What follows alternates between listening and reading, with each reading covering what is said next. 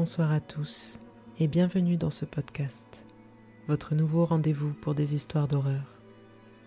Ici, nous plongeons dans les ténèbres les plus profondes, où les ombres peuvent nous engloutir à chaque instant et où chaque bruit de craquement pourrait être le dernier. Je suis votre hôte, Mélissa, et je vous souhaite la bienvenue dans mes histoires, dans mon univers, rempli de monstres, de zombies, de sorcières et de fantômes. Éteignez les lumières, mettez vos écouteurs et laissez-vous emporter par l'horreur. Bienvenue dans le cabinet de l'étrange.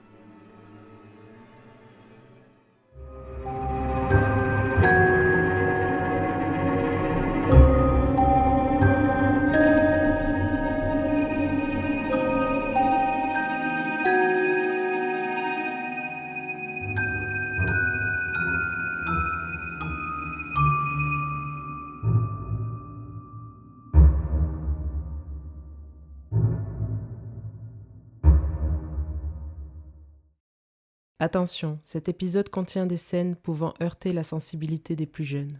Il est donc destiné à un public averti.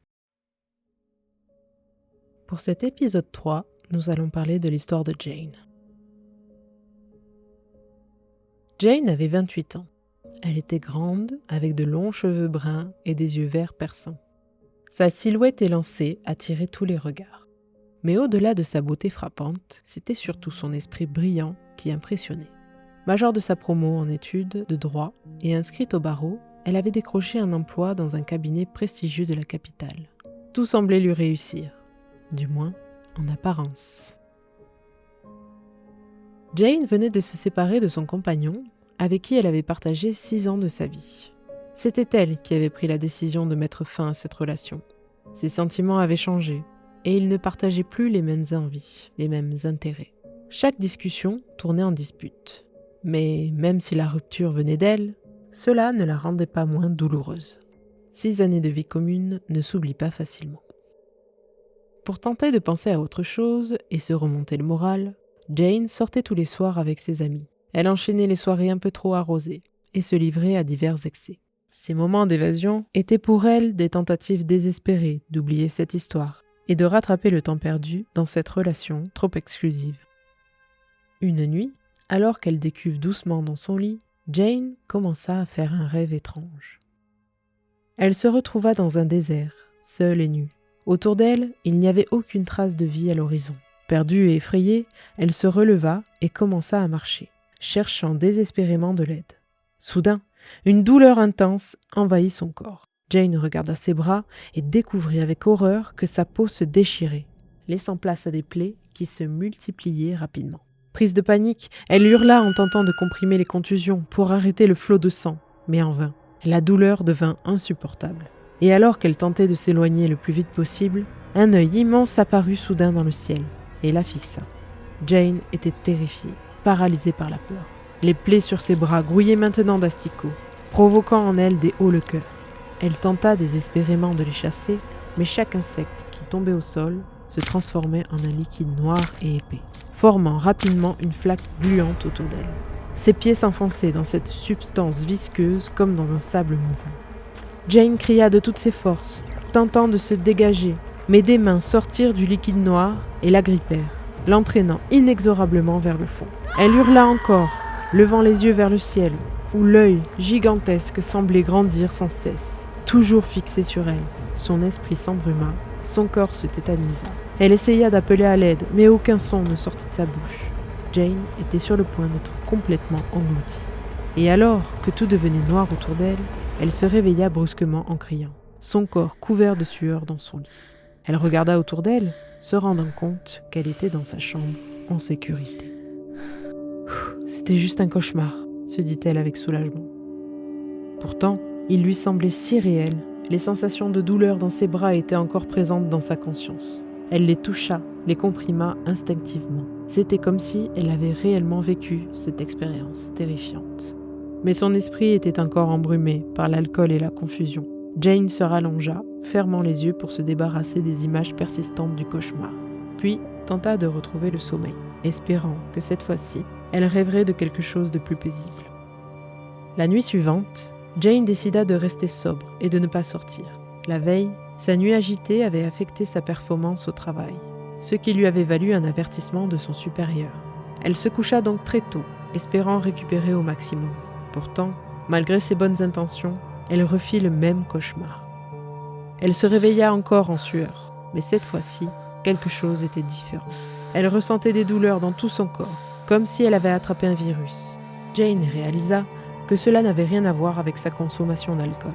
Préoccupée, elle se demandait ce qu'il pouvait bien se passer dans sa tête pour qu'elle fasse ce genre de cauchemar. Elle prit un Doliprane pour soulager ses douleurs, puis retourna se coucher, espérant que le reste de la nuit serait plus paisible. Les nuits suivantes, le cauchemar continua de hanter Jane. Cela faisait désormais 15 jours qu'elle endurait cette épreuve, l'empêchant de dormir paisiblement. Elle était épuisée, non seulement physiquement, mais aussi mentalement. L'angoisse de ressentir ces douleurs intenses pendant ses rêves et à son réveil la consumait de plus en plus. Cette fatigue se répercutait sur ses performances au travail. Elle oubliait des rendez-vous importants, s'endormait parfois sur son bureau et envoyait des dossiers incomplets. Son supérieur l'avait convoquée à 2 reprises dans son bureau et elle sentait que son emploi était en péril. Cette menace d'un licenciement imminent ne faisait qu'aggraver son stress, déjà intense. Jane se retrouvait ainsi piégée dans un cycle de cauchemars répétitifs qui impactait tous les aspects de sa vie. Chaque nuit, elle redoutait de s'endormir et chaque jour, elle luttait pour maintenir son emploi et sa santé mentale. Un matin, après une nouvelle nuit d'insomnie éprouvante, Jane se trouva en train de se coiffer lorsqu'elle remarqua quelque chose d'inhabituel. Une quantité anormale de cheveux restait accrochée à sa brosse. Inquiète, elle passa la main dans sa chevelure et constata, avec effroi, que de larges poignées de cheveux lui restaient entre les doigts. Prise de panique, elle continua de passer frénétiquement ses mains dans ses cheveux jusqu'à ce qu'il ne lui reste plus que quelques mèches sur le cuir chevelu. Abattue et effrayée, Jane s'effondra en larmes dans sa salle de bain.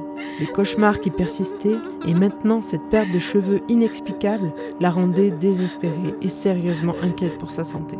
Sans perdre de temps, Jane décida de cacher ses cheveux sous un foulard et de prendre rendez-vous en urgence chez son médecin. Le médecin examina Jane, mais il semblait minimiser l'importance de la perte de ses cheveux, attribuant cela principalement au stress intense qu'elle traversait. Néanmoins, pour écarter toute possibilité de maladie sous-jacente, il lui prescrivit plusieurs examens approfondis et des analyses médicales. Quelques jours plus tard, les résultats des tests médicaux confirmèrent que Jane était en parfaite santé physique. Malgré ce soulagement, la nouvelle que la perte de ses cheveux était due uniquement au stress la bouleversa profondément. Pour Jane, qui avait toujours pris soin de ses cheveux longs et soyeux, c'était une épreuve difficile à accepter. Ils étaient une partie intégrante de son identité et de sa confiance en elle. Consciente de l'impact de tous ces cauchemars sur sa santé mentale et sa capacité à travailler efficacement, Jane prit la décision de demander à son médecin un arrêt maladie pour essayer de se reposer.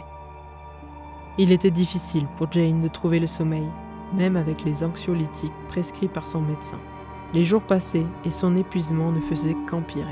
Ses nuits étaient agitées, hantées par des cauchemars récurrents qui semblaient de plus en plus réels. La fatigue accumulée se faisait ressentir jusque dans les tâches quotidiennes les plus simples.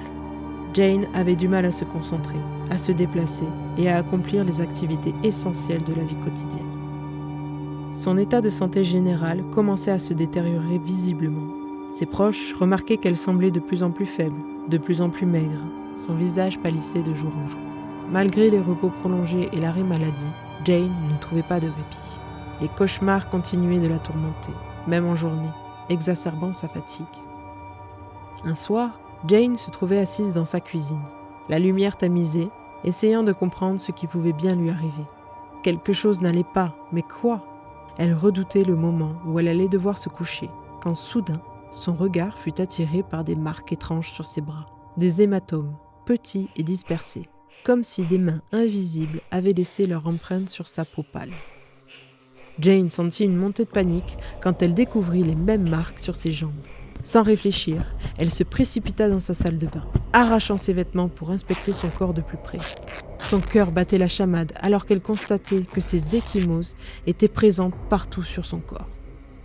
Le souffle court, elle sortit précipitamment de la salle de bain et attrapa son téléphone. Ses doigts tremblants composaient le numéro des urgences. Mais à peine eut-elle appuyé sur la touche d'appel que la douleur la frappa violemment. Un choc intense, comme si ses membres étaient broyés sous une pression invisible. Jane poussa un hurlement de douleur. Les ecchymoses s'étendaient rapidement, passant du rouge au violet sombre sous ses yeux terrifiés. Chaque pas vers son lit devint un supplice. Ses muscles se crispaient, son souffle se faisait court. Jane essaya d'atteindre son lit, mais la douleur était si intense qu'elle chancela et s'effondra au pied de ce dernier, puis finit par s'évanouir.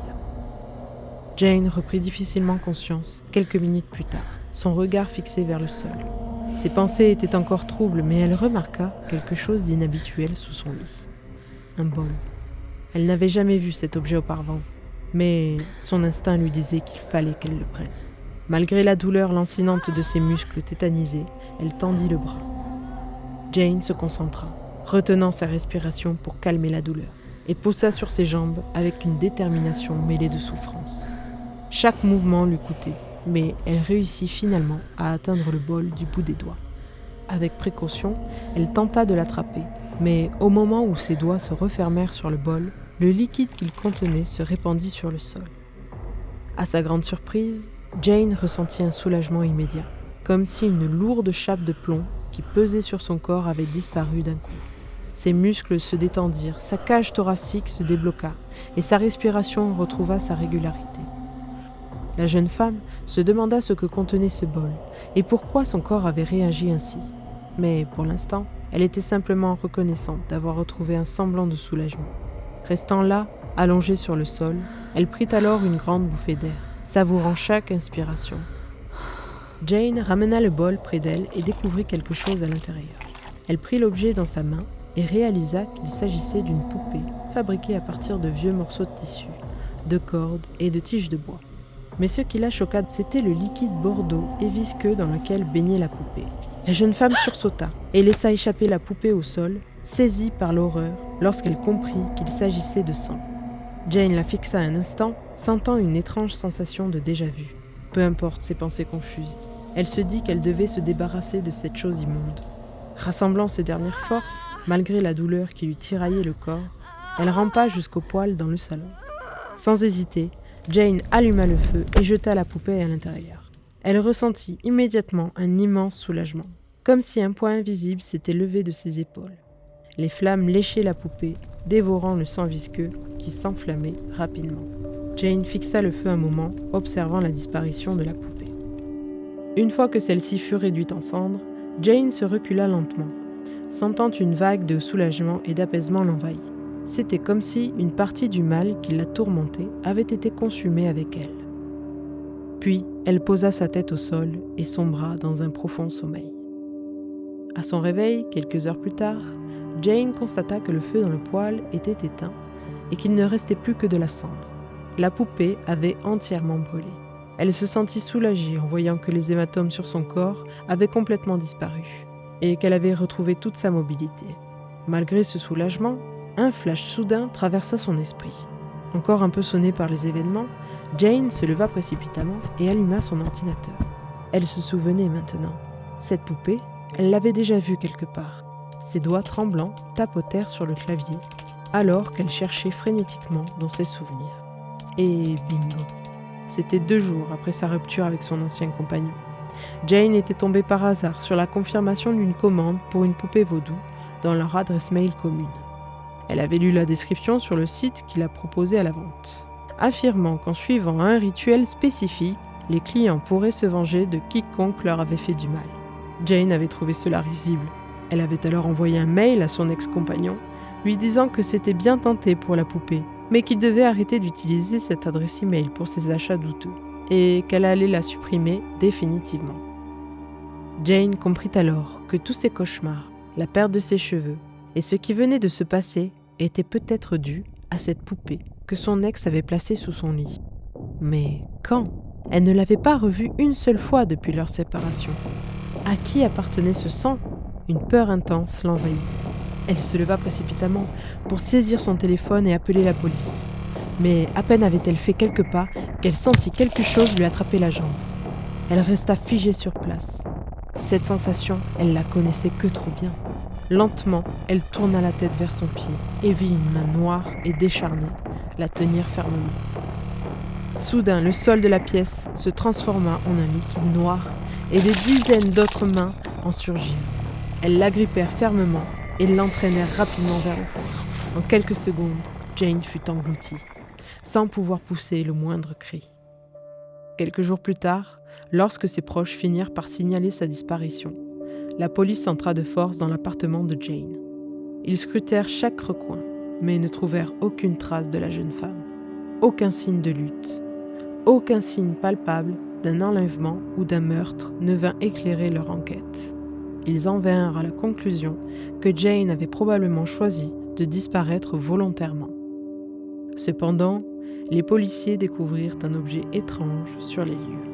Un bol rempli de sang animal avec en son centre une poupée, soigneusement cachée sous son lit. Parfaitement intacte.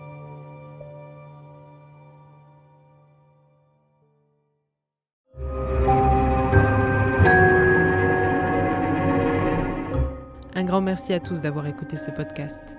Si cet épisode vous a plu, n'hésitez pas à le partager à vos amis en quête de frissons et sur les réseaux sociaux, ainsi qu'à vous abonner sur votre plateforme d'écoute préférée. Quant à moi, je vous dis à très bientôt pour un nouvel épisode du Cabinet de l'étrange.